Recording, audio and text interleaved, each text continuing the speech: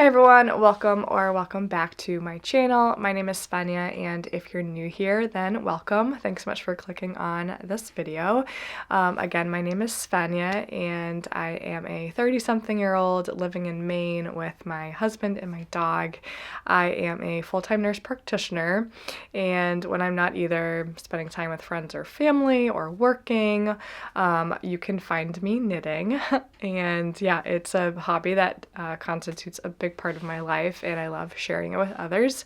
And here on my channel, I post regular podcasts, I do some vlogging, and some fun other like knitting and yarn related content. So thanks so much for joining us, and if you're a returning viewer, then I'm so happy to have you back for another regular style podcast episode.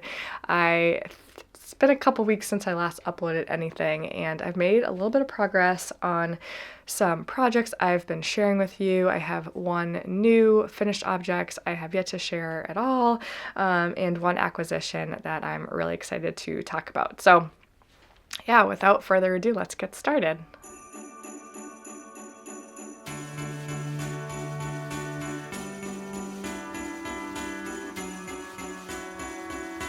Before we talk knits, I just wanted to say a very special thank you to the sponsor of this episode, who is Ana Luisa. Ana Luisa is a jewelry company. You might have heard me sing their praises before, but they are a jewelry company that specializes in minimalistic, long-lasting, tarnish-free jewelry. Now, I have lots of their pieces and can honestly say if I'm wearing any jewelry these days, it's Ana Luisa. It's just simple and it complements any outfit that I have on, especially any of my hand knits. So I'm super excited to share this company with all of you again. I will overlay some B-roll of some of the pieces that I recently got to gift to friends and family.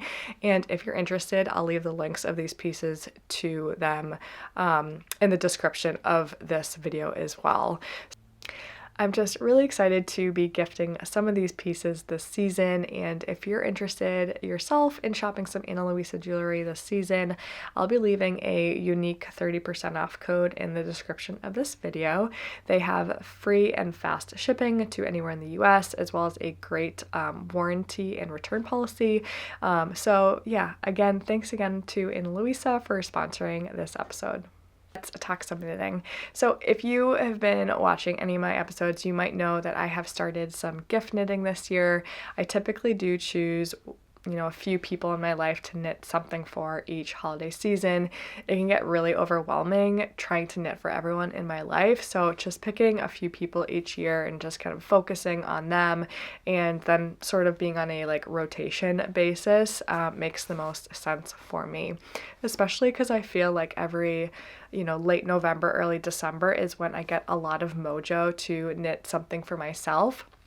And then all of a sudden being not necessarily burdened, but like overwhelmed by gift knitting can sometimes ruin the fun of making. So yeah, this year I had some, set intentions where I was going to plan to knit my husband something a little bit bigger than usual. Typically he gets like a hat or a pair of socks or something, but this year I'm shooting for the stars and making him a cabled sweater, which I've shared in a past episode.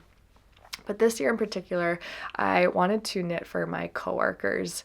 I work on a very small team and have 7 close either nurse practitioners or physician assistants that I work with, and I thought it'd be really fun to knit them all a hat this season. Now, I'm getting a little ahead of myself because it's almost mid-December and I've only got one hat finished and a few other cast on, which I'm not going to share in this podcast, but I don't think I will be finishing them all before the actual Christmas holiday. So this might be like a early January, mid-January deadline that I set for myself, which is fine. It's still, the winter season. They'll get plenty of wear out of their hats. They all have, unique styles and personalities, and I basically asked them all to choose a color and then, a style, either like a ribbed or, stockinette beanie. I sent off some examples of patterns. And so it's been kind of fun to pick like a yarn and a pattern based on, my colleagues' preferences. So I'm going to share one of them today, and if you are one of these colleagues I speak of, then please don't watch this segment. The only hat that I've finished is this one right here. So this is the Oslo Hat by Petite. This is for one of my girl coworkers. She wanted a pink hat. She didn't specify on the color pink, but I went for this really nice kind of baby pink yarn combination. So yeah, this is the Oslo Hat. I've knit several of these before. I really love this pattern. It is technically with mohair, so I think you could probably, assume this is the mohair edition Oslo Hat. However, I just used the regular Oslo Hat pattern. It calls for a DK weight yarn, and I just held one strand of fingering and one strand of mohair to make this. And this is actually the yarn combination right here. I have a couple leftover skeins. So on the top we have a fingering weight, it's called Baby Wool, a superwash Sandnes garn fingering weight, and on the bottom here is Jadifra Kid Surrey, which is a lace weight fine Surrey alpaca. And this pink is in the color, the label is kind of, the label has like ripped off the color name, but it's in this baby pink color, and then the Jadifra is color number 03406, and they're very, very close to each other. The mohair is a little bit, Surrey alpaca. It's not even mohair, it's a Surrey alpaca. So it's a little bit lighter than this pink, which lightens up the hat. I think it's always really cool to see the yarn combination and then what the finished fabric looks like. So the Oslo Hat is knit on US size 4 needles, and you basically knit a long tube and then sort of fold it on itself after sewing the brim up. So you're getting this like triple thick brim. So it's a super, super warm hat, and I really love the decreases on the brim as well. They're really, really nice. And I pretty much knit this 2 pattern. I believe I knit the second to largest size. This coworker has a pretty small head, so this fits me. It's a little bit tight, and I think it will fit her just fine. So yeah, very, very happy with this hat. I really don't have much else to say other than when you sew up, or rather when you're knitting together the brim and kind of another row to kind of connect the stockinette like tube. I'm not quite sure what I did, because this line of like purl stitches here, I don't think I had that on prior hats that I was knitting, so I'm not quite sure what happened. If you've knit this hat and the same thing is, in your hat, then maybe I did it right, maybe I did it wrong the first time, because looking on the inside here, it looks totally fine, and it gets covered up once it's folded anyways. So yeah, this is washed and blocked, and the drape is really nice. Yeah, I'm just really excited to give it to her. So that leads me to my next big gift knit, which is my husband's cabled sweater. Now, I've shared a little bit about this before. Yeah, I mean, without getting like too personal or emotional, we've kind of had a difficult year, the two of us. Things are fine, but I just really wanted to make something for my husband that was special, and he really felt appreciated this year. So I went out on a limb and picked probably one of the most complicated knits I've made to date, which is fine. He's worth it.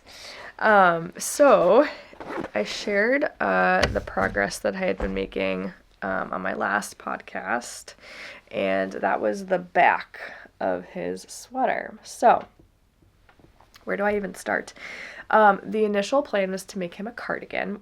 He really loves cardigans, but he wanted this like full like shawl and very specific fit, and I just couldn't find the right pattern, and I was just forcing it, and I started it, I got through a lot of the yoke, and then the purling really got to me, and I just scrapped it and said, okay, we're going to do something different.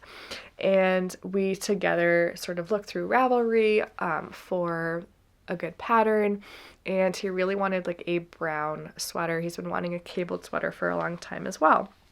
So I decided to go for it.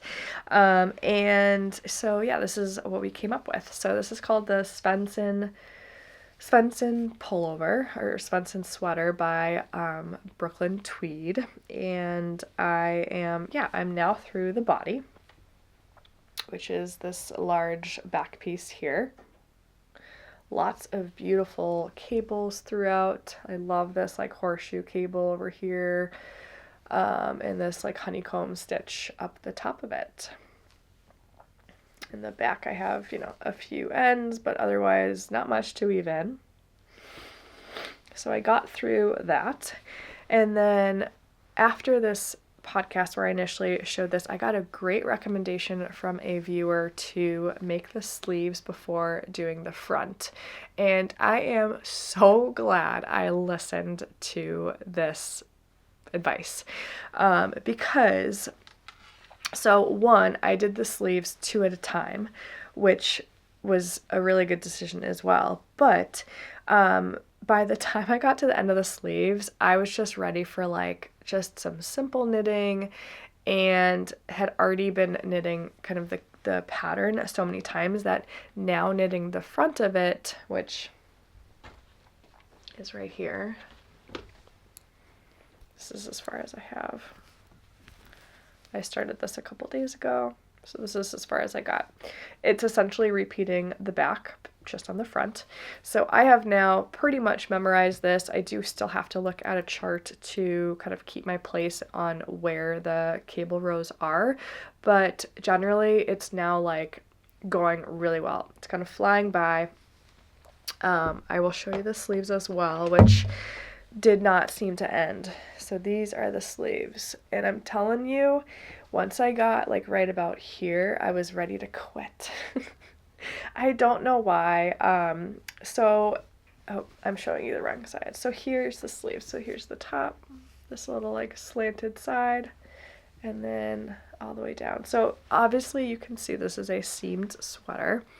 I'm going to need to sew up everything and then end up casting on the neck band, and that's it. So either way, I don't know why these were so frustrating. I think it had something to do with, the increases and the arms, and then the decreases. Excuse me. Up until when I started the sleeves, I thought the directions were very clear. However, there were a few lines of instruction where things just didn't quite make sense. So for example, I was knitting on the sleeve and like I'm halfway through and really haven't made any increases because the pattern said to increase on every 8th, like first row. But what I think it meant is increasing every row 1 of every cable repeat. So I got up to here and then sort of played catch up for the increases up to kind of where the raglan begins, which is fine because I feel like there's still a gradual increase. And I also, through the knitting of this, sort of laid it together and measured it against other sweaters that he has for fit purposes. So things might be a little slim through the sleeve, which I might have to try to block out. But at this point, it is what it is. I hope we can fix any size issues with blocking. And then heading up like you know, this section here where you do interval decreases as well. With the cabling, the instructions weren't very clear in terms of how I'm supposed to either continue the cable or resolve the cable as the decreases happen. So there's a little bit of fudging here and there, and I don't think you can totally tell. Maybe I can see if I can find the fudge. Okay, so if you look in this section here, there's this like very simple cable that comes up, and then there's some fudging in this area here. I'm not quite sure if you can see that. I mean, it's pretty minimal in the big picture. You'll never be able to see these. You know, all things considered, I could always just like duplicate stitch like a faux cable over it if I feel like it's just like an eyesore. But at this point, I'm just happy I'm done with the sleeves. Again, they took forever. And yeah, I'm really happy I listened to that advice. This is my first like cabled bottom up seamed sweater. I've made bottom up sweaters, color work in particular, but it joins the yoke like together. So this will be my first like fully seamed, which I'm a little anxious and nervous about sewing this up. I'm not the neatest sewist. So I'm going to have to do a little bit of research on using like mattress stitch, that sort of thing. So if you have any recommendations on how to sew up a sweater like this, I'm thinking about holding like one strand of this yarn plus maybe like a sewing thread for a little bit more structure. So yeah, so I'm making progress. I do realize that I have an entire front of this to knit, so I have like 15 more inches to go on this portion, and then the decreases, and then I gotta sew it together. I gotta do the neckline, and then I gotta cast it on, or block it, and that's like, I think I have maybe 12, 13 days, you know, taking into account, you know, what my schedule is doing and where we are like through the holidays. So it's definitely going to be a race to the finish line, but I'm excited and I think he's going to love it. I was really hoping to find like a little tag or something to put in the back of it, to note like, you know, this was made Christmas 2023, something just that like, I don't know. If you have any ideas or resources on where I could find something like that, then please let me know. So yeah, that's the big whip. The second whip is a project I shared with you before. I've made just a little bit of, oh, I didn't even mention, the yarn that I'm using for the cabled sweater is Blue Sky Fibers, Woolstok worsted, which I think is like the theme of this episode because everything is Woolstok. And it's in the color Gravel Road. Here's a skein of it all wound up. It's this really gorgeous kind of taupey brown color.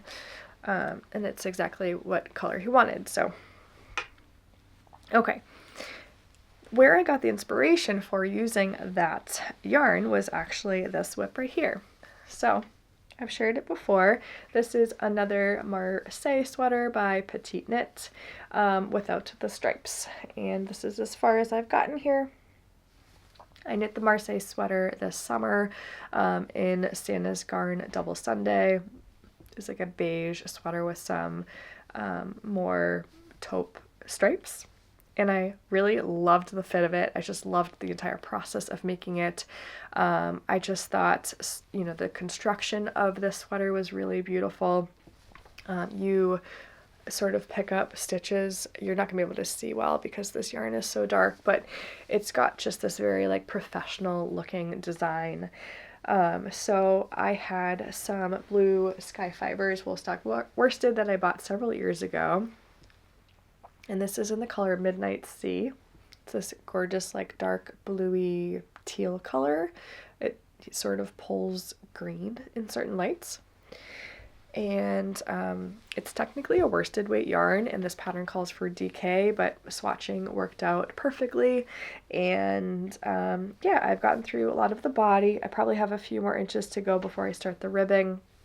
And then, as I do with all my sweaters, once I have enough on the body, I will always pick up the neck and do the neck. It just feels really good to have it like finished, and like looking at it, it just looks like a more complete sweater as I'm doing, you know, the leg of the body work. And then I'll have to pick up the sleeves, and the sleeves, I'm knitting the second size from the smallest, which I also did for my other Marseille sweater. It fits really nicely. I will probably try this on a few more times before I actually move on to the ribbing to make sure it's really hitting at the right point that I want for the waist. And yeah, this yarn softens a lot with wear and wash. It's a little, not like crunchy, but like the stitches are just not really like laying very flat yet. So I'm really excited to see kind of how things like, you know, ease with some blocking. So this will probably, yeah, not realistically get any knitting progress until after Christmas. So this will definitely be priority to finish after the holidays. And that sort of leads me to my one big acquisition. So it's my birthday soon, and as a like birthday / Christmas present to myself, I took advantage of a Cyber Monday sale and bought myself some Kelbourne Woolens wool. So this is the lovely tote that it came in, which was such a nice surprise. And if you've been watching any of my videos, you know that I'm trying my best to not buy any extra yarn, but not sort of be in a strict like yarn buying ban. And that's just because like it's time to use a lot of the yarn that I've collected over the years. But I don't ever want to be like restrictive when, you know, the creative inspiration hits. So I've been working with Kelbourne Woolens for a long time. I knit an entire cardigan in their Lucky Tweed, which is one of my favorite Aran worsted weight tweed yarns. And yeah, so I ordered a sweater quantity. Sorry for the crinkling. So I ordered a sweater quantity of their DK weight yarn called Scout, in this really beautiful pale gray color. So Scout is a DK weight yarn. It is, I believe, 100% wool, and it's got this great twist to it. Not sure if you can see or appreciate the quality of the yarn there. Each skein has 275 yards, 250 meters, and is 100 grams. And I got 6 of these, mainly or most likely to make a storm sweater by Petite Knit. So yeah, this tote was a really nice surprise. It's obviously very big, if you can see it. It's a really nice quality canvas. It's got this really great design on it. And it came free with a purchase over a certain amount. I don't know if it was $75, maybe $75. Yeah, so I put this under the Christmas tree. This will be waiting for me, and maybe actually become like a New Year's Day cast on. So that pretty much wraps up the knitting content that I have for you today. I know it was a short episode, and I will plan to be back soon, very, very soon, with some more progress. In terms of future knitting, I definitely have some really great projects lined up for after the holidays. I do really want to share kind of a like yearly roundup of what I made this year. So if you're interested in something like that, let me know. I had a lot of intention on doing like some vlogging through the holiday season, but honestly, life is just super busy. I'm really trying to focus on like winding down after work, getting like regular exercise and eating well, just sort of prioritizing like self-care, and healthy habits. So that's sort of what's been going on in my life. And yeah, I would love to hear if you're knitting anything this season, if you have any big gift knits on your needles, or making little things, or making yourself something, or even just taking a break from knitting, or crafting in general, which is fine. I know I've been spending a lot of time like cuddling up and watching Christmas movies and kind of soaking up some of the holiday content on YouTube. So I hope you are finding some peaceful moments like that too, and have a beautiful holiday season. And I will probably see you again in the next year. So happy knitting. Bye.